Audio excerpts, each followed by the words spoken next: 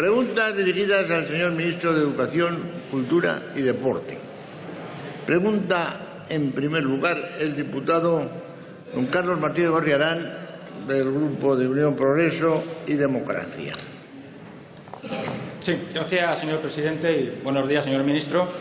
Le pregunto si el Gobierno está haciendo todo lo que tiene que hacer para garantizar que todos los españoles puedan estudiar la lengua común en el conjunto del territorio del Estado, en toda España. Se lo digo porque seguro que usted sabe, por una parte, que la UNESCO lleva mucho tiempo, muchos años, promoviendo los programas bilingües en las sociedades bilingües porque son el modelo escolar óptimo y porque, sin embargo, en España pasan cosas como las que hace muy poco ocurrieron en Balaguer, en que una familia fue acosada y tuvieron incluso que cambiar de colegio tras ser revelada su identidad por solicitar algo que es legal, que es la educación bilingüe en Cataluña. ¿Qué piensa el Gobierno de todo esto? Muchas gracias, señor Martínez Gorriarán. Señor ministro. Gracias, señor presidente. Buenos días, señor Martínez Gorriarán. Sí, el Gobierno cree que este derecho, el derecho de los niños castellanohablantes a la escolarización en su lengua materna en las comunidades autónomas bilingües, que recogen tanto la Constitución española como los distintos estatutos de autonomía, está garantizado. Gracias, señor ministro. Señor Martínez Gorriarán. Bueno, señor ministro, en ese caso tendrá el Gobierno que dar explicaciones por qué, sin embargo, algo tan elemental como solicitar una educación bilingüe, querría subrayar lo del bilingüismo. No se solicita el que la educación sea solo en castellano, sino bilingüe, pues sea objeto de campañas de acoso sostenidas además desde las propias instituciones, porque fue el propio centro escolar el que reveló la identidad de la familia, lo cual, por cierto, es algo bastante grave. De hecho, la LOMCE lo que contempla, o la solución que ustedes buscaron para el problema de la educación bilingüe, sobre todo en Cataluña, que es donde está particularizado debido al franquismo educativo que allí se ha impuesto con su teoría de la inversión lingüística, cuyo argumento, por cierto, es idéntico al de Franco. Es que eso da cohesión social. Lo mismo decía Franco, todos los españoles tienen que hablar la misma lengua en la escuela. Bueno, dejando esto de lado, la cuestión está en que el Gobierno no ha dicho nada y eso es la prueba palpable, me refiero a los hechos, de que el tal derecho no está garantizado. Pero lo grave del asunto no es que esto sea ilegal, que lo es que además lo que ocurre es que va contra la igualdad de oportunidades y contra la igualdad de derechos. ¿Por qué? Mire, los datos cantan. En Cataluña, el fracaso escolar entre los alumnos castellanohablantes de lengua materna castellana es de 20 puntos más que entre los catalanohablantes. Esto, evidentemente, es la consecuencia de un sistema que provoca la desventaja de aquellos que tienen, al parecer, la desgracia de ser de familias de lengua materna castellana. En el caso de Cataluña, el 55% de la población, según datos de la Generalitat. Yo creo que este derecho no está garantizado, que ustedes no están haciendo absolutamente nada para garantizarlo, porque han renunciado a sus funciones constitucionales en Cataluña, lo cual es absolutamente lamentable. Por lo que le digo, no porque sea una cuestión de poder político, sino porque atenta directamente contra los derechos básicos de los niños en Cataluña y en cualquier otra comunidad donde ocurriera exactamente lo mismo. Hay que garantizar la educación bilingüe, no solo porque esté en la ley, porque es un derecho elemental de los ciudadanos. Esta es la verdadera cuestión. Todo lo demás es renunciar a un principio básico de la democracia, la igualdad de oportunidades. Muchas gracias, señor ministro. Muchas gracias, señor Martínez Gorriarán.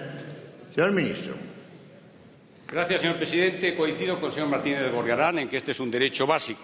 Es un derecho básico que está recogido en la Constitución, que reconoce el derecho de todos los españoles a la educación y contiene un mandato a los poderes públicos para que garanticen este derecho mediante una programación general de la enseñanza. El Gobierno está firmemente comprometido con la garantía del derecho de los alumnos a recibir las enseñanzas en castellano, así como en las demás lenguas de nuestro país. Y la LOMCE ha llevado a su texto un conjunto de pronunciamientos desarrollados también por el Tribunal Constitucional. El sistema, señoría, que usted conoce bien, déjeme que lo recuerde, el sistema de las comunidades autónomas donde coexistan lenguas cooficiales establece, la propia ley, una serie de límites que tienen dos formas. Una, lo que se llaman sistemas integrados, donde se simultanean ambas lenguas para la impartición de la totalidad de las materias, y, por otro lado, mediante los llamados sistemas de inmersión, en que la oferta educativa se realiza segmentándola en dos partes, correspondiendo cada una de ellas a cada lengua cooficial. Y, por último, lo que ha hecho la LOMCE es determinar, en aquellos casos en que una administración educativa incumpliera la obligación así establecida, la obligación que establece la Constitución y el Estatuto de Autonomía, los padres de los alumnos podrán escolarizar a sus hijos en centros que utilicen la lengua de su elección, incluso aunque sean privados, correspondiendo a la Administración educativa el coste de dicha escolarización. Por tanto, señor Martínez Gorriarán, este Gobierno garantiza la libertad de las familias, Se fija el derecho de elección de los padres dentro de la oferta educativa, tal y como establece la ley. Y déjeme que le diga que, una vez que estos derechos están garantizados, este Gobierno considera que todos debemos poner en valor la gran riqueza cultural que supone para nuestro patrimonio la convivencia de todas nuestras lenguas oficiales. Gracias, señor presidente. Gracias, señor ministro. Y pregunta dirigida también al señor ministro de Educación, Cultura y Deporte, que formula el diputado don Miguel Ángel Heredia, del Grupo Socialista. Gracias, señor presidente. Señor ministro, ¿está conforme con el resultado de la política que ha llevado en esta legislatura su departamento? Gracias, señor Heredia. Señor ministro. Señor presidente, señoría, sí, estoy conforme. Muchas gracias. Señor Heredia. En esta legislatura que ahora termina, su Gobierno, señor ministro, ha recortado en 6.800 millones el presupuesto de educación, volviendo a niveles de hace 25 años.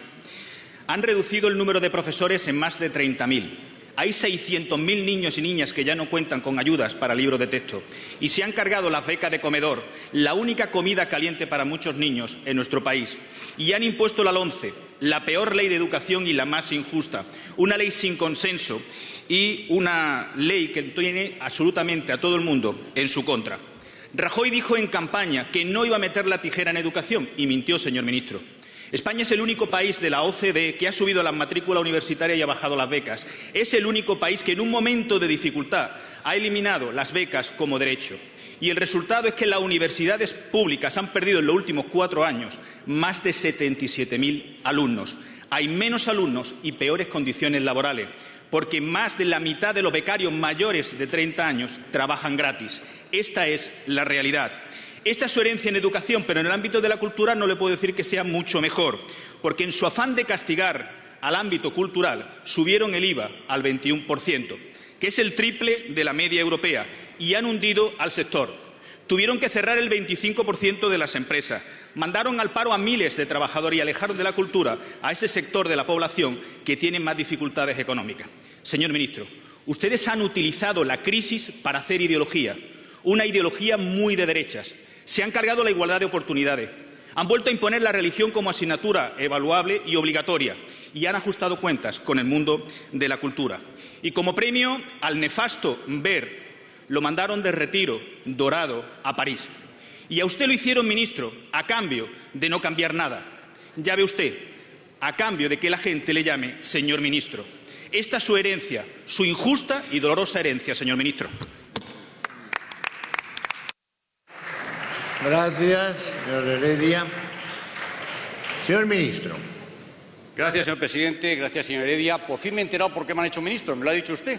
Muchas gracias. No lo sabía, ¿eh? Pues se lo agradezco de veras.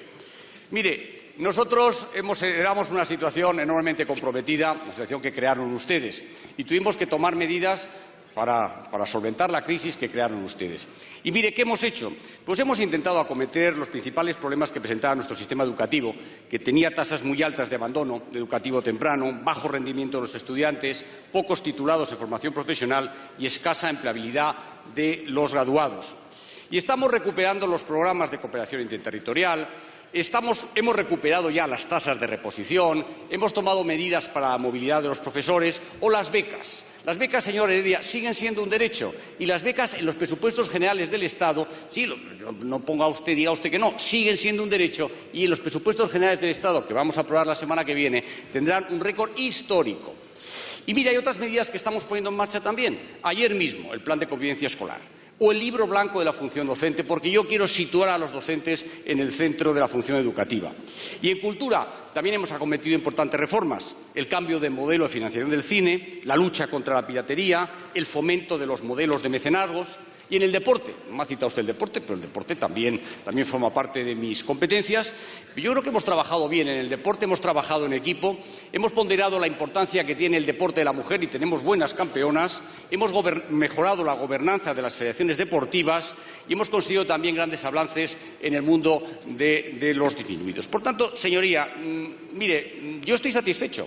Teníamos una situación enormemente complicada y constato que el curso escolar, estamos hablando de 8.111.000 niños y niñas, se ha producido con normalidad. Y quiero agradecerle a las comunidades autónomas que lo hayan hecho, porque me parece que dar certeza, que dar seguridad a la gente es importante, a las familias, a los docentes. Y el mundo universitario también. 1,5 millones de universitarios han reanudado sus clases. Certeza, seguridad, tranquilidad, eso, señorías, es el cambio en marcha, y yo espero que continúe la próxima legislatura. Muchas gracias. Muchas gracias.